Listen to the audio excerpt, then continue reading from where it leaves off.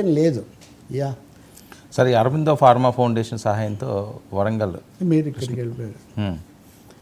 అప్పుడు పెట్టుబడులు అమరావతి పెట్టుబడులు అది అప్పుడు నేను చంద్రబాబు నాయుడు గారు కూడా మాట్లాడుతూ పెట్టుబడుల బోర్డులో మాట్లాడారు. 35,000 కోట్ల పెట్టుబడులు వస్తున్నాయి, 33,000 కోట్ల పెట్టుబడులు వస్తున్నాయి ఆంధ్రప్రదేశ్కి అన్నారు. సంతోషం. 32,000 ఉద్యోగాలు వస్తాయని అన్నారు.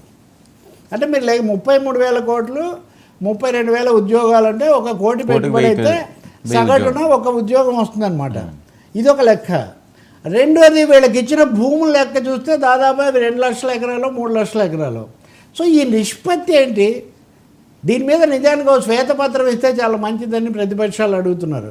విశాఖపట్నంలో జరిగిన వ్యవహారం మనం చూసాం. సిట్లు వేశారు, రకరకాలు వేశారు. ఇప్పుడు ఆ పెదిరెడ్డి ఎవరినో దర్యాప్తు చేస్తున్నారు. అప్పుడు ఏం జరుగుతుంది? ఇప్పుడు పెట్టుబడులు ఎన్ని వస్తున్నాయి, ఉద్యోగాలు ఎన్ని వస్తున్నాయి, ప్రజలకు జరుగుతున్న మేలు ఏంటి అనే చర్చ జరగాల్సిన అవసరం ఉంది. రెండోది, ట్రంప్ గారు అలా మాట్లాడుతూ ప్రపంచంలో ఇన్ని రకాల కల్లోలాలు ఉద్రిక్తతలు ఉంటే అవన్నీ ఏమీ పట్టించుకోకుండా అవేమీ లేనట్టు వచ్చేస్తాయి మనకంతా అనుకూలంగా ఉందని ఒక పాజిటివ్ పిక్చర్, మనకిష్టమైన పిక్చర్ ఇచ్చుకుంటే ఉపయోగం ఉంది. పెట్టుబడుల కోసం కృషి జరగాలి, దానికి ఉన్న అవరోధాలను మనం ఎదుర్కోవాలి. ఇప్పుడు ఉదాహరణకు నిన్న సౌర విద్యుత్తు సంబంధించిన పెట్టుబడులు, అది చాలా అంతర్జాతీయమైన అదొక పెద్ద కుంభకోణం నడుస్తుంది. వైసీపీ హయాంలో పెట్టిన వాళ్ళే ఇప్పుడు కూడా వాళ్ళు కొనసాగుతూ విద్యుత్ రంగంలో ఉన్నారు అనే ఆరోపణలు, అవే షరతులు, అదొక సమస్యగా ఉంది.